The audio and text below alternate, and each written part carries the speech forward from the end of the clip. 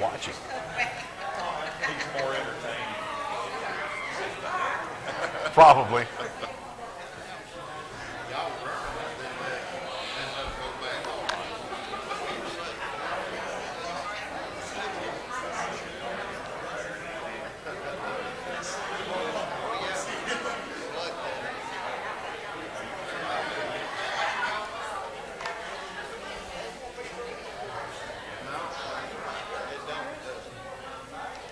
Well, good morning, everybody. Good morning.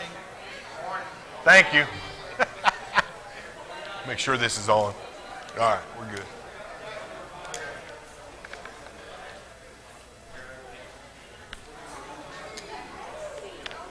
We're beginning our study of Luke Acts in the Sunday morning class this morning. As I mentioned, we're going to look at Luke Acts as I think it was intended, and we'll talk more about that here in a moment, as one continual narrative. But we're going to begin with kind of an overview or kind of an introduction to the book of Luke, which will also kind of serve as an introduction to the book of Acts as well.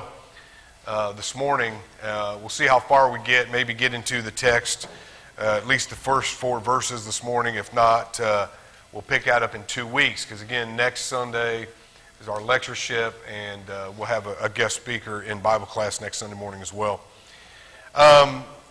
So the books of Luke and Acts, particularly in this case, the gospel according to Luke, is Luke's account. Even though Luke is not named, no one else has ever been credited with this book but Luke. Until recently, there have been some critics that have questioned when this was written and therefore the author. They want to push this back to the 2nd century, or forward maybe, to the 2nd century, because they say the language is more advanced. That's one of the arguments. And I could get into a lot of the technicalities of that. The problem is this. When we look at these books, it's clear that whoever wrote these books is, one, a companion of Paul. He was contemporary with Paul. And there are a couple things that kind of lend to the authorship and the date. And I'll point out this. Look at 2 Timothy chapter 4. Now, of course, 2 Timothy, depending on how you look at a couple of the other books, 2 Timothy may be the oldest book that we have, one of the oldest books of the New Testament. Obviously, the Apostle Paul is imprisoned in Rome awaiting his death. He is, this would put 2 Timothy in around 58 to 60 AD, before his death.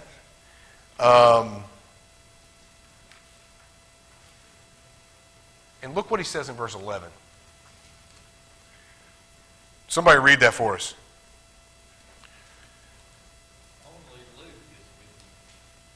Only Luke is with me. So Luke is there with him as he is awaiting execution in Rome. Now the other thing is this. When we get to the book of Acts, and you get to the end, how does the end of the book of Acts conclude? Well, Paul is on his way to Rome for the first time to be imprisoned. And it ends there. Now, there is some, and we'll get into this more in a moment. There is, so Luke is writing this to, verse 1, actually, verse 3, but yeah, he's writing this to Theophilus. We'll get more into him in a moment. But Acts chapter 1 also addresses it to Theophilus. And there's some speculation that there may have been a third book intended, or maybe even written that we don't have. But this is I believe, and other scholars agree with me because they're smart. What that's what I said, yes. That's what I said. I know. That this is a commissioned work by Theophilus. Theophilus has commissioned Luke to write these things, and that it is intended, and this is really the only, Luke Acts would be the only narrative that we have in the New Testament that was written not only really as, it's not really written as a private letter. It is, but it's also been commissioned to be made public. It would be like somebody today commissioning somebody to paint a picture, right? Or something for public exposure. And Luke Acts was intended for that. While, all the letters that Paul wrote were private letters that ultimately circulated among the churches and came down to us, which we'll talk more about in our Wednesday night discussion of the history of the Bible. But these are intended for public consumption. And he's writing a narrative, as we'll get to. So when you start putting all of these things together, the writer is contemporary with Paul. Acts ends with Paul's first imprisonment. Luke never in this text alludes to any of the letters that Paul wrote. He never cites any of the letters that Paul wrote. A second century author probably would have. But even then, we don't know how old Luke was. He was old enough to be a physician. He was trained. They've said, and again, I'm no Greek scholar, but they say that the Greek of Luke and Acts is the best Greek of the New Testament. It's the most advanced Greek of the New Testament. Whoever wrote it knew what they were writing. They were good at it. It was the most prolific in the language and how it's used. It was the most advanced. Koine Greek was the common language of the people. And so, I don't want to offend anybody. Dane. When I moved to the South, and I've been, I know, all right, last week on our way to Colorado, we stopped in Fort Smith, Arkansas, and saw my cousin Deborah. Of course, I was born and raised in Ohio, and Deborah was born and raised in Arkansas. I never heard anybody talk so country as my cousin Deborah when she was little, right? She called my dad Uncle Perb. His name was Herb, and she called him Uncle Perb.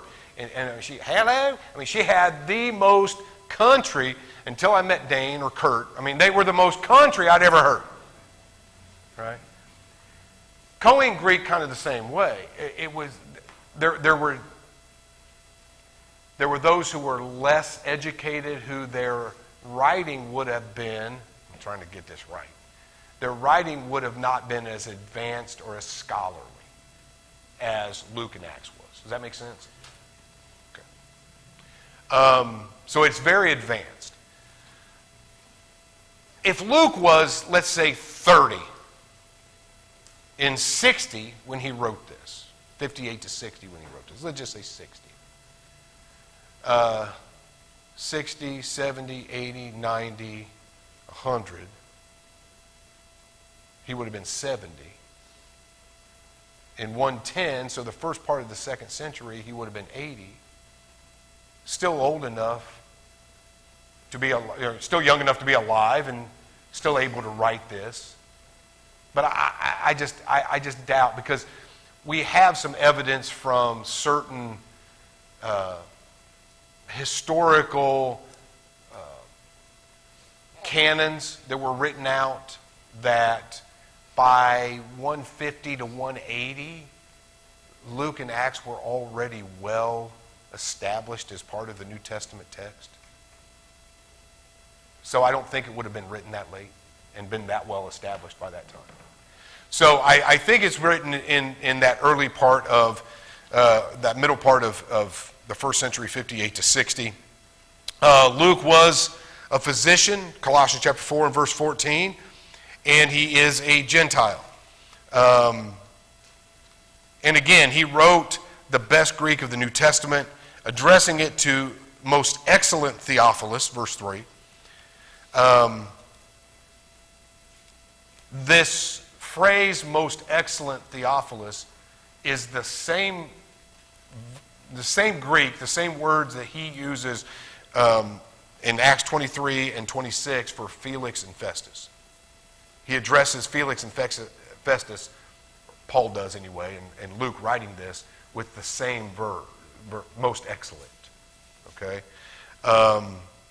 Some have concluded that because of this, Theophilus may have been a Roman officer, maybe have been a person of rank like Felix and Festus. Some say that it's just a general name that's given for all people that are God lovers, which is what Theophilus stands for. I don't know that that's true.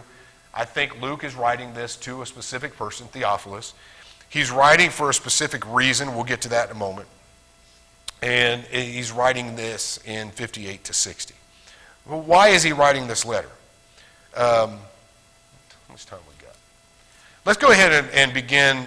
Let's read through verses 1 through 4 together, and then we'll talk more about that, and we'll get more into it if we have time.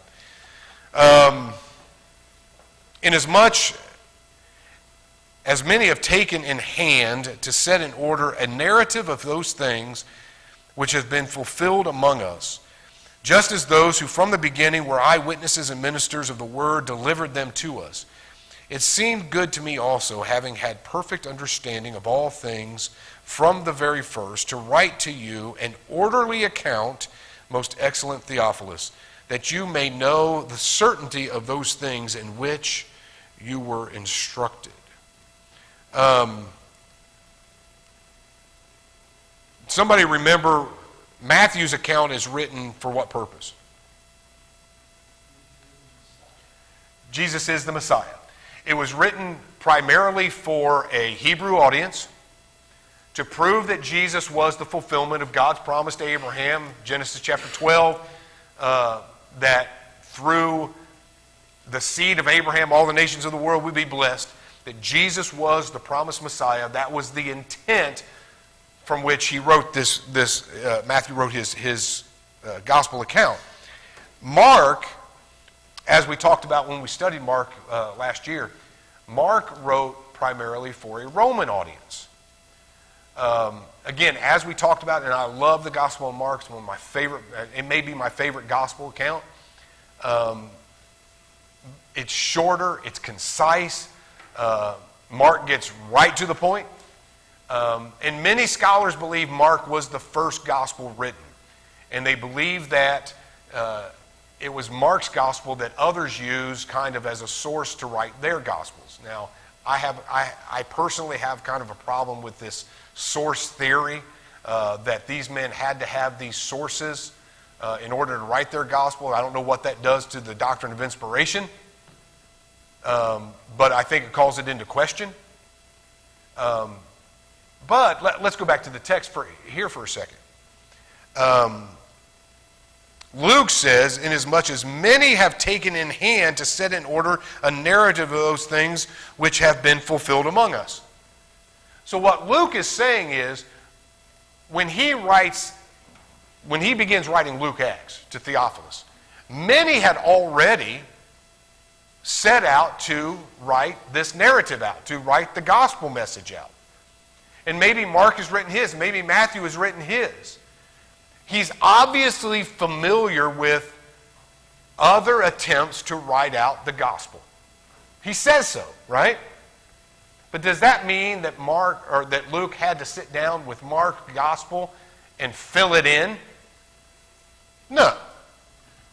It just means that he was aware of it. Critics of the New Testament will say this. Well, Luke sat down there were two documents, Q, We'll get into that later. But let's say he sat down with these two documents, the Gospel of Mark and what's known as the sayings of Jesus. All right? There was a document that was floated around the first, second century it was just a document of things that Jesus said. Right? And that that Luke sat down with these two documents and weaved together this narrative. Again, I think that casts doubt on inspiration. He's obviously aware that these documents exist. And he's obviously studied these things. We go on here, right? What did he say? Just as those who have from the beginning were eyewitnesses and ministers of the word delivered them to us, it seemed good to me, having had perfect understanding of all these things from the very first. In other words, he has researched this. He has looked into this. He's read the writings. He's familiar with all this stuff. And he decided, verse 3, where it says, it seemed good to me also. The Greek literally means, I decided to do this. I decided to sit down and write this out in consecutive order, in sequence, in an orderly fashion. And to write out the most full account, which is what we have in Luke. The most full account of the gospel of Jesus Christ.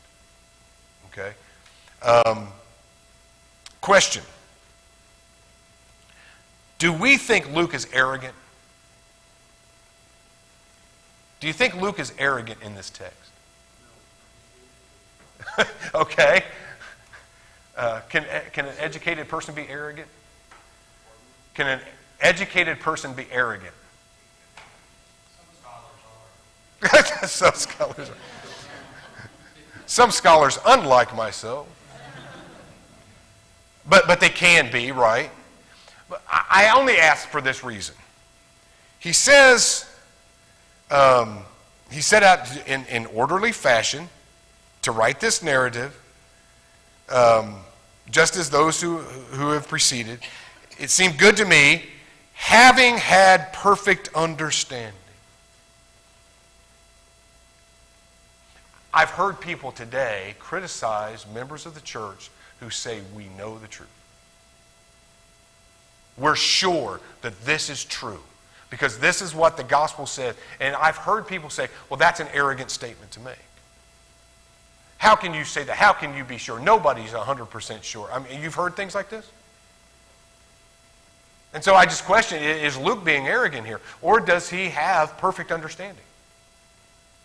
Can we have perfect understanding of everything? No. Tim didn't say that. Tim didn't say, I have perfect understanding of everything. But can I have perfect understanding of some things? Absolutely. Right? And there's something else here with regard to that. He writes this to Theophilus, verse 4, that he may know with certainty. Can we know with certainty that we're right or wrong? Sure we can. And again, as I said last hour, and Phil and I had this conversation after worship.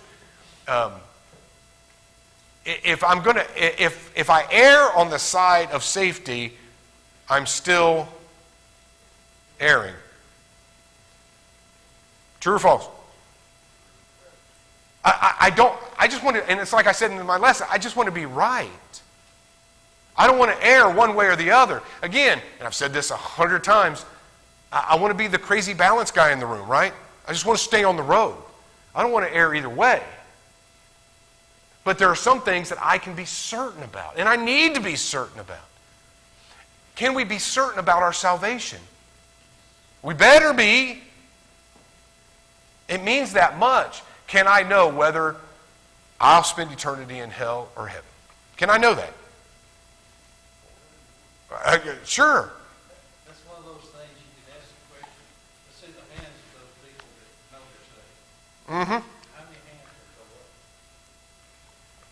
up? Again, well, I don't want to be arrogant. I don't want to be... Yeah, see, that's what that That's right. But because I've said that, or I've had one time, Phil, I don't know if you remember this, but Terry Young was teaching a class, and he asked, how many here thinks they're saved? And, I raised my hand, and he says, well, that's awfully arrogant. I don't know these. I said, I've got the blood of Jesus for you. Right. And, you go to Colossians, boy, that was, boom, just shows it out there where you can actually know that regardless of my imperfections. That's right. I'm striving to walk in the light. Jesus' blood is there. And Shouldn't doubt that. and that's what I was thinking, and y'all have heard me talk about that. I think the first lesson I ever gave here, we talked about 1 John chapter 1, verses 7 through 10. Walking in the light as he is in the light, the blood continues to cleanse us from all unrighteousness, right? I can know if I'm walking in the light that the grace of God, and I can know whether I'm walking in the light or not. And so I don't think it's arrogant at all. I think that's a good lead-in, because just like you said in your lesson, first lesson, when you were talking about opinions versus Yeah. matters of faith, and then leading into 1 John there, and what we're all saying, well, you got to have grace, and there's all these imperfections. The Bible tells us we can be sure of, we can know how to be saved, we can be sure of our salvation. Right. But in the context of that, the way we know is we know that in spite of imperfections. That's right. So then we also, where it becomes arrogance, I think, where you said like sometimes people might accuse members of the church of arrogance. People transpose that and they say, well, on every little thing, Right. we know every answer. Right. And our interpretation of every little thing is the absolute answer. Well, that is different than what we were talking about before. Before was no, God has spelled out how to be saved. He's not keeping that some big secret. He's made it. Right, exactly. But, when we start extrapolating things and we say, well, I think from the inference here that, this is the way we should do this. Right. Then we're kind of we need to have enough humility to say, okay, if you have a different opinion on that, that's okay. Yeah. So I brought this up a couple weeks ago. We talked about unity versus union. What did Jesus pray for in John 17? Jesus' prayer that to the Father was that his followers, those who believe on his name through the disciples and their teaching, that they may be one. How? As thou, Father, art in me and I in thee, that they may be one in us. Right? Paul, 1 Corinthians chapter 1, verse 10, I beseech you therefore, right? I beg you to be of the same mind and the same judgment. Be perfectly joined together. Can we do that on everything? No. Not on everything. So what am I talking about when I say it? What is Jesus praying for? And I bring it out this way. On matters of faith. And what am I talking about? Are Christ the Son and God the Father, are they at odds with one another on the plan of salvation? No. Are they at odds with one another on what acceptable worship is? No. Are they at odds with one another on the structure and organization of the church? No. So we can be one just as they are one on those things. Matthew 28, 18 through 20, Mark 16, 15, 16, the Great Commission. What's the first word? Go. How? It doesn't say how. So that means it's a matter of how you go is a matter of opinion. And we can differ on that. Okay. In fact, that's probably a bad example because it means as you're going about your life. As you're going about your life, preach the gospel, make disciples, baptize. Right? But we've all been taught growing up, I mean, go and do this. Well, as you're going. But if it meant go and do this, how do I go? Do I fly a plane? Do I ride a camel? It doesn't matter. Right? And we can be, there are some things that are matters of opinion. So we're talking about matters of faith, and I think that's the delineation, right? Go ahead. Go ahead. That's right. That you may know that you have eternal life. If we can't know, why was he writing those things? Or why did he say what he said? Right? Okay. So, Luke then writes this treaty, the Luke in Acts. He writes it to a Greek-speaking Gentile audience. Why should that matter to us? Because we're all Gentiles, right? Unless there's a Jew here that I don't know about. We're all Gentiles. And to me, that makes this, not that it's more important, but it makes it a little more interesting, right? I can certainly learn from Matthew's gospel, as we did on Wednesday night in Bill's class when he taught us about the Sermon on the Mount. Certainly I can learn about Christ being the promised Messiah, and that strengthens my faith and all that. But I'm not a Jew. And so I didn't need to necessarily be convinced from a Jewish perspective that Jesus was the promised one, right? So that means when I look at Luke, and Luke is writing from a Gentile perspective. In fact, the Greeks had this idea of the perfect man. The ideal man. That was the Greek philosophy, and that was the Greek imagery. And out of that, we get a lot of Greek philosophy, we get Greek culture, we get sculptures, and we get this idea of the perfect man. Guess what Luke writes about? The perfect man. And that's really what, if Matthew is writing to Jews, to a Jewish audience, to a Hebrew audience about God the Son, the promised Messiah, Luke is writing about the perfect man, Christ Jesus. And when I think about this, and as I've been studying this, and I've been thinking about and praying about this, it's like, what am I supposed to be? What are we supposed to be as Christians today? We're supposed to be Christ-like, right? We're supposed to be conformed to the image of his Son. And if he is the perfect man, then how should I conform my life?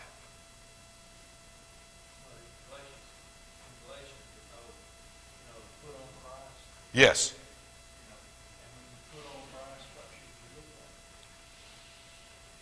Yeah. We clothe ourselves in baptism with Christ. When we come up out of the baptistry, who should we look like? Who should we, when people see us, who should they see? That's right. So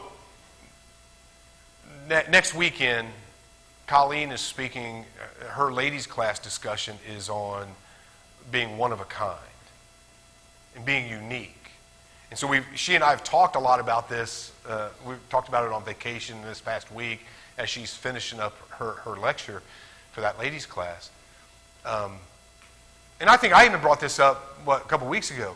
Are we all different? I mean, I look around, I don't see an identical.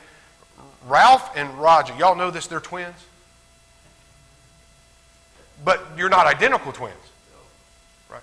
And you're like, thank goodness. Right? I look around, none of us look alike. And we don't all act alike. And that's great. We can share in that diversity, and we can be stronger because we're different, right? And there's a uniqueness in all of us that's special, and we need to rejoice in that. God made us this way, right? But there's also something about we're all supposed to be the same when it comes to being in Christ and how we reflect him. And I think, and this is one of the points that she and I were talking about, we can all reflect the same Christ through our individuality. Can't we? I'm going to reflect Christ a little differently in my life than Phil's going to direct in his life because we're not exactly the same. And Phil different than Betty, and Betty different than, right? I mean, because we're all different. But when we reflect Christ, people still see Christ. Colleen, she told me yesterday, she was working and she met a guy. She made glasses for him before. He'd come in and he was like, "I'm so glad you were here. You'd fixed my glasses before." And after he spent what he spent, she's like, "I'm glad you came in too." But they got to talking and found out that I was a preacher and he was a preacher and he's a member of the church. But that conversation just happened naturally because of who she is and who he was or who he is, right? It just happened. And you see that. You ever met somebody and just knew they were a member of the church? Before you even really knew they were? But they're different. We're all different, right? So anyway, I think this Luke Acts narrative is particularly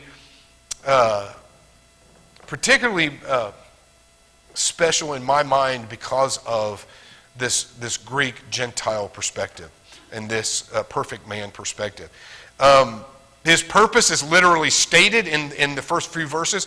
He wrote a literary and historical work. He's writing a narrative. But he's also writing history.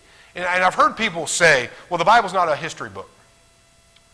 Well, no. But it is. It's not a history book, but it is. In fact, there were some ancient Greek writers in modern times, and I mean after Christ, who based writing history on how Luke wrote Luke and Acts. Secular historians. This is how you write history. You look at Luke and Acts, this is how you write history. Is there anywhere in secular history where we can go and find more information about Theophilus? Why he was singled out as the recipient of this? To my knowledge, from what I've read, no. We don't know who this guy is. And again, that goes back to what I said earlier about there are some people that think that because Theophilus means lover of God, that this was a general writing to all people who love God, and it's just used, the name is used for the everyman, right? Do you think the intent of it was more broad than like Paul's letters to specific? I do. I think there was a relationship between I believe Theophilus was a real person. And I believe that he and Luke had an arrangement where Luke was writing to him. I believe he was a Christian because of, what does he say here? It seemed good to me also, having had a perfect from the very first, to write unto you an orderly account, most excellent Theophilus, so that you may know for certainty of those things in which you were instructed. So I think Theophilus was a Christian. I think he was a Greek Gentile convert to Christianity, and Luke wrote these things to strengthen his faith. But it was also written with the purpose of being a general work for everyone to read, which made it a little different than like Paul's personal letters. Does that make sense? All right. Kind of from that same, he wasn't like one of the original. No. He was like more like Timothy and Yes, and it is. No, we have no proof of this. It is thought that Luke was possibly a convert of Paul's on one of those early missionary journeys, on that maybe that first missionary journey, like Timothy was a convert. So. makes mention there in the third or fourth verse about eyewitnesses. Yes. The eyewitnesses relayed. Yes. everything. Well, and that's the thing. Again, there was a lot of eyewitnesses to the resurrection of Christ, and people dismiss that. Secularists and critics dismiss this idea of the eyewitnesses of Christ's resurrected being, right? But yeah, I mean, it lends to me this idea of an early writing, that those eyewitnesses are still around. There are three things here that led to three things separate and apart from the idea of inspiration, which we'll talk about later. There are three things listed in these first four verses that give us some insight to what he's setting out to do. One is the eyewitness accounts. Part of the knowledge that Luke has to write these things comes from eyewitness accounts. The second comes from written narratives. Others have set out to write these things, and he's aware of the documentation. Matter of fact, I sent Doug Burleson a text the other day. I'm like, so the word, there's a Greek word that's translated here, many, that means there were a lot of attempts to write this out. Does that mean that Luke had all of these sources in front of him? Or that he had many sources in front of him, not maybe just Mark and the sayings of Jesus, that he had many? And in the discussion I had with Doug, it's not that he has all of them in front of him or he's using all of them, but he's aware of them. Okay? So there's eyewitnesses' accounts. He's aware of these writings, and being the educated man that Luke was, he probably read most all of them, right? And thirdly was, and again, this goes to my point that I just made, his own careful research. His own careful research. It's embedded in this text that he has searched these things out from the beginning. He knows what he's talking about, right? He knows what he's talking about. Any other thoughts or comments on that?